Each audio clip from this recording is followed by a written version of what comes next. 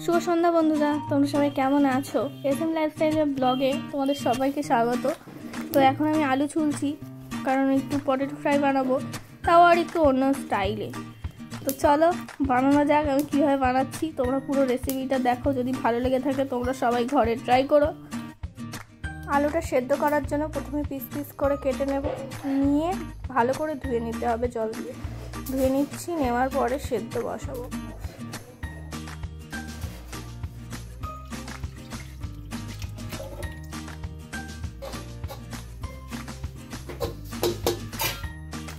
আলুটা সেদ্ধ হতে থাক, ততক্ষণে বানিয়ে নিচ্ছি চা।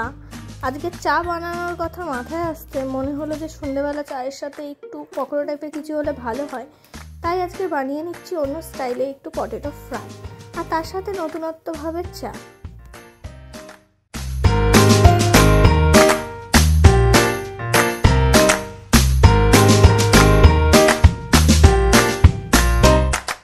আলুটা সেদ্ধ হয়ে গেছে। সেদ্ধ করার পর ভালো করে জলটা ঝরিয়ে নিতে হবে, নিয়ে কাঁটা চামচ দিয়ে ম্যাশ করে নিচ্ছি। ম্যাশ করা কমপ্লিট। এবার একে একে মশলাগুলো দিয়ে দেবো।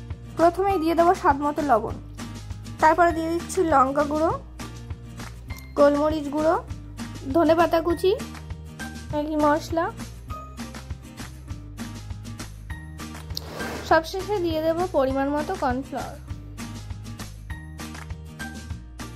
সব কিছু একসাথে ভালো মতো মেখে নেব।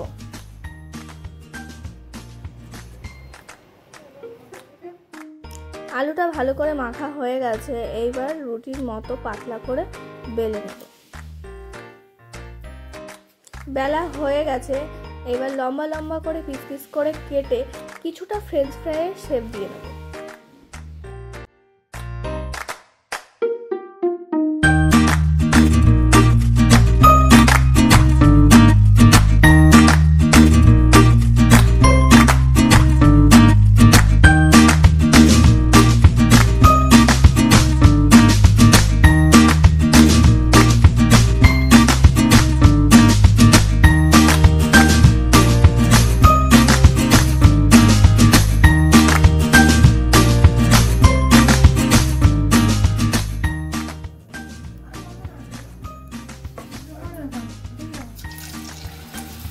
साइड में आओ,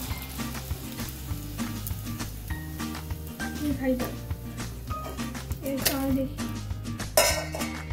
हम एक देखी हम देखी।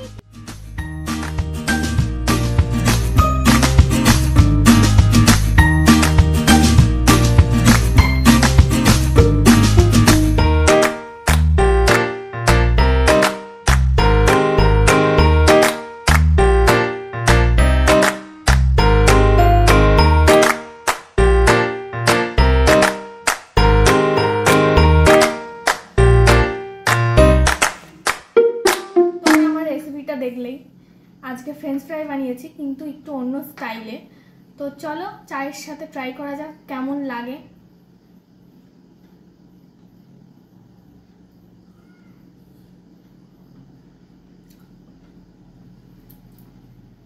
চাটাও আমি একটু অন্য স্টাইলে বানিয়েছি, চলো চাটাও টেস্ট করা যাক।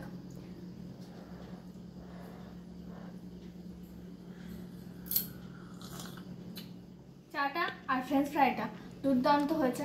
তোমরা চাইলে বাড়িতেও এই রেসিপিটা ফলো করতে পারো। তোমরা চাইলে সন্ধ্যেবেলা এরকম শর্টকাট একটা রেসিপি ফলো করে নিজেদের বাড়ির লোককে খুশি করতে পারো। খাওয়া তোমার খাবার। তো গাইস এখন চার ফ্রেঞ্চ ফ্রাই আর আলু ভাজার মিক্স। তো এটা হচ্ছে সন্ধ্যেবেলার খাবার। এটা বানাতে বানাতে বেজে গেছে 8:30। এখন 8:30 বাজে। তো এখন সন্ধ্যেবেলার টিফিন হচ্ছে। তো যাই হোক, টাটা।